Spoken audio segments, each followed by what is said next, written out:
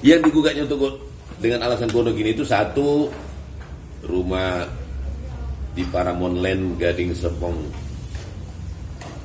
Klaster Aliantek ya di Tangerang Selatan. Itu yang pertama. Yang kedua, ada tanah dan rumah di Jalan Melati Raya di Jatirahayu, Bekasi. Kemudian yang ketiga ada apartemen di apartemen Gateway Pastur Bandung. Ya. Kemudian ada kendaraan mobil ya, Alphard. Kemudian ada kendaraan Honda Civic. Kemudian ada Harley Davidson 1 unit. Itulah yang dimasukkan mantan suami Janet di dalam gugatan gonogininya. Pak Janet, kalau misalkan nanti hakim udah memutus dan menggugurkan gugatannya mantan suami, apakah Mbak Janet akan mengambil tuntutan apa yang dituntut saat ini gitu untuk jadi Rika Janet gitu, mengambil semuanya dari mantan suami gitu. Dari tuntutan kan ini tadi udah ada Harley, apartemen, rumah. Sebenarnya gini, ketika perceraian kemarin kan saya tidak menuntut sedikit pun, bahkan mungkin apapun harta yang dia miliki tidak akan bisa mengganti sakit hati saya ketika saya harus menerima perceraian kemarin, jujur ya. Makanya saya nggak mau deh ngambil masa lalu saya, maksudnya ada hal yang memang mengena, bahkan motor yang dia punya Harley Davidson ini yang dia punya, saya nggak berniat untuk ini ya gonogin, tidak sama sekali.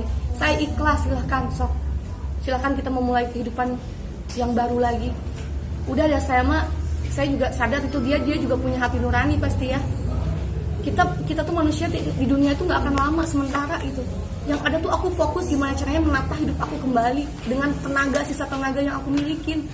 Ini kita dikasih otak, ini benar-benar anugerah dari Allah. Cara berpikir kita gimana caranya kita bisa bekerja lagi, dapat penghasilan lagi, walaupun saya nggak sama manajer saya lagi, yaitu mantan suami saya akan berpikir gimana caranya saya bisa hidup saya, keluarga saya berpikir karena saya ngerasa bahwa ini anugerah gitu, bukan tandanya saya udah cerai saya menuntut gonogini sama suami. Tanggung jawab kamu mantan suami sini, kasih saya ini untuk modal saya hidup baru. Saya enggak sama sekali, saya ikhlas demi Allah.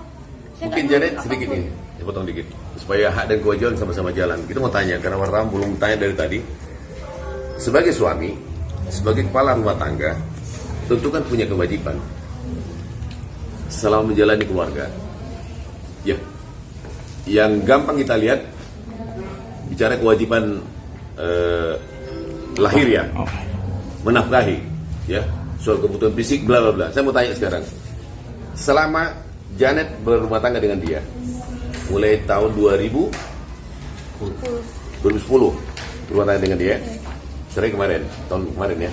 Nah, kewajiban dia sebagai tanggung jawab sebagai suami menafkahi istri keluarga seperti apa? Misalnya bulanannya, ya kita terbuka aja di zaman sekarang nggak ada yang murah, semua juga butuh biaya, butuh uang, ya.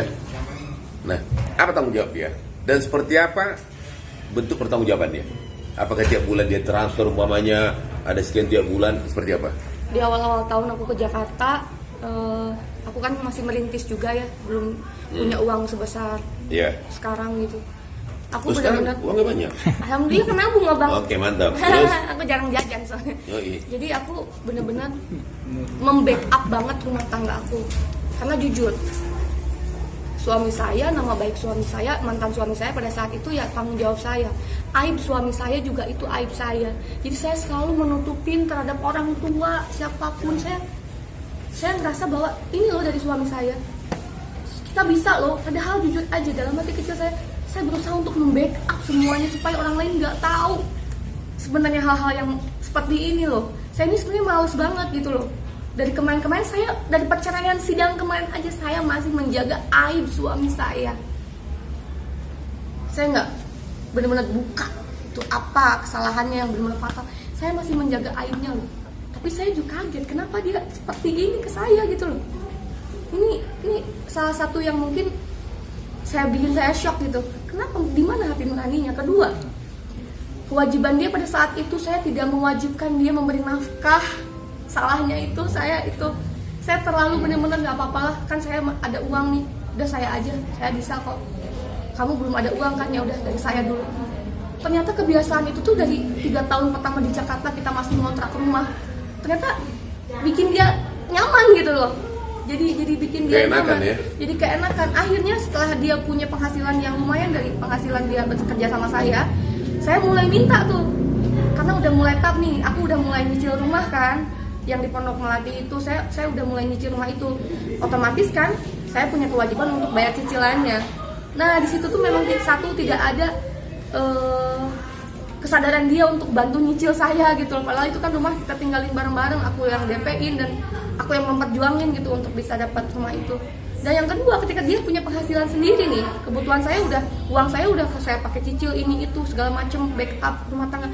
Saya cuma minta dia tolong dong kasih saya buat makan aja. Kamu dosa loh. Jadi atas dasar itu dosa loh kalau nggak ngasih nafkah, ya udah deh seikhlasnya kamu berapa. Akhirnya dia menyebutkan nominal. Sebutin aja biar tahu, ini kan hidup di kota, ya kan? Kita nggak hidup di pinggir pantai gitu loh. Kalau di pinggir pantai kan makan murah, tidur pakai bedeng bisa, nggak perlu pakai listrik, ya kan? Jadi pada saat itu aku punya cicilan rumah kan di Bekasi sana dengan kebutuhan listrik yang lumayan, belum lagi maintenance kayak AC, kulkas dan segala macam, belum lagi kebutuhan makan. Yang pada saat itu saya ngajak kedua orang tua saya untuk tinggal di lantai 2. Saya di lantai 1, orang tua saya di lantai 2. Jadi benar-benar saya menafkahi, maksudnya saya cari penghasilan untuk bisa ngasih makan itu semua. Saya minta dong sama suami saya, berapa kamu bisa kasih nafkah aku dari penghasilan dia yang puluhan juta dari setiap off air. Dia dapat 20%-nya gitu, dan dia cuma menyanggupi 5 juta aja untuk semuanya. 5 juta? Belum, saya nggak minta sandang, saya cuma buat makan doang, jadi dia cuma nyukupin buat itu. Dan itu untuk semua, sandang, pangan, papan. 5 juta disanggupin? Nggak apa-apa, kita ini sambil apa? Bang, saya potong dulu. Bang Janet tadi belum dijawab gitu. Kalau misalkan nanti hakim memutus gugatan ini digugurkan, gitu, apakah Mbak Janet akan meminta semua asetnya yang ada di Mas Alif? Ya tentu saja, kalau misalnya seperti ini, dia menginginkan misalnya ya, ini dia merasa ada haknya dia di dalam hartanya Janet. Jangankan haknya dia, mungkin anak-anak yatim juga mungkin ada haknya di saya. Kecuali dia minta dengan baik-baik. Kamu sok, terserah kamu deh mau ngasih berapa buat aku. Anggaplah kamu ngasih modal ke aku atau enggak uang terima kasih. Karena dia sudah menjaga aku, menemani aku di luar dari gaji yang udah aku kasih. 20% yang aku kasih, sok coba berapa deh kamu bantu aku untuk aku memulai hidup baru. Nah kalau misalnya ada bahasa seperti itu, enak, ya? Seikhlasnya Janet. Ini jangannya dia menggetok aku dong, kayak saya minta rumah yang di Pondok Melati, saya minta mobil, saya minta apartemen. Loh dia kan kalau kayak gitu dia milih sendiri. Dan itu jujur aja sampai detik ini pun saya masih nyicil rumahnya gitu loh. Kok dia berhak minta tapi hakmu menolak gitu loh? Iya betul, Nah, hak aku menolak. Dan kalau misalnya dia pengen saya dengan seikhlasnya saya, biarkan saya yang ngasih gitu loh. Seikhlasnya saya dong, semampu saya gitu. Jangan dipatok seperti itu, mas saya jadi kaget loh. Wow gitu kan. Gitu, itu aja sih. Pasti kalau misalnya memang itu haknya saya akan ambil semuanya, itu hak saya. Tapi ketika saya ngerasa itu ada hak orang lain, jangankan mantan suami saya, anak orang lain pun yang mungkin ada rezekinya di saya akan kasih. Lagi mas?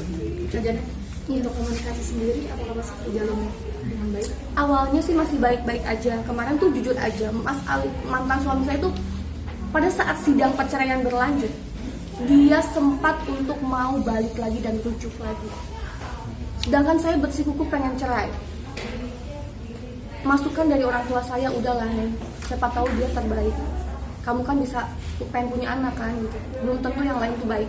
Saya sempat tergoyahkan karena omongan masukan dari teman-teman dan keluarga saya. Saya sempat dari saya udah kuat, udah pokoknya saya cerai dulu deh. Saya cerai dulu. Kalau dia mau rujuk atau apa terserah. Ketika saya mulai membuka hati lagi untuk dia, saya kasih kesempatan lagi loh. Yang dia ceritanya saya nggak bisa hidup tanpa Janet. Dia mau bunuh diri lah, udah ngasih foto dia miris gini. Hati mana, perempuan mana yang nggak terusik, tergugah gitu kan. Terus dia nunjukin perjuangan dia pengen berubah segala macam. Saya udah ngasih kesempatan loh buat dia. Sampai akhirnya saya membuka komunikasi kembali dengan Mas Ali. Saya ngasih kesempatan loh. Sesakit-sakitnya saya masih ngasih kesempatan. Saya takutnya dia masih jodoh saya pada saat itu. Tapi ternyata setelah saya istiqoroh dari bulan Januari, Februari sampai menuju Maret perceraian ketok palu, Allah membukakan semua banyak banget kenyataan-kenyataan yang memang saya tidak tahu. Allah benar-benar nunjukin. Sampai akhirnya saya udah berusaha nih. saya terkesan seperti saya yang mengejar-ngejar dia lagi gitu loh. Sampai dia akhirnya mengajukan 2 syarat. Kalau kamu mau balikan lagi sama saya, tolong urusin dulu gono gini. Gitu. Itu bahasa dia. Bahasa dia. Kalau kamu mau balikan lagi dengan saya, tolong urusin dulu gono gini supaya jelas harta kamu mana, harta aku mana. Gitu. Hah, saya kaget. Loh, dia yang mau balik lagi, tapi kok dia yang mengajukan syarat gitu. Saya tuh udah agak curiga tuh pada saat dia mau balik lagi. Hah, saya agak kaget juga di situ, shock. Aduh, apakah saya harus ngomong ke orang tua saya apa gimana? Tapi saya masih kayak, aduh takutnya dia masih jodoh saya. Saya masih pertahanin. Saya masih tetap mengejar dia, menjaga untuk siapa tahu bisa balik lagi gitu kan. Itu. Tapi ternyata setelah saya terus istiqoroh meminta sama Allah, akhirnya saya dengan ikhlas, ada hal yang benar-benar menyakitkan saya sih sebenarnya. Dia menyuruh saya untuk fokus ke diri dia, tapi dianya fokus ke orang lain. Akhirnya saya mundur, benar-benar mundur. Oke, saya harus ikhlas, ya Allah, mungkin dia bukan jodoh saya. Saya mundur. Akhirnya saya menerima dengan ikhlas perlakuan dia selama saya ngejar-ngejar dia kemarin tuh. Karena saya ngerasa dia mau balik lagi gitu kan. Saya mulai membuka hati lagi, mulai cinta lagi gitu. Akhirnya benar-benar saya puas. Terus jadi dia ini? Enggak, cuma foto doang kayak gini. Nggak jadi? Enggak, kayaknya masih sekarang masih motor-motoran. Iya, saya juga jujur, saya shock lah digituin, saya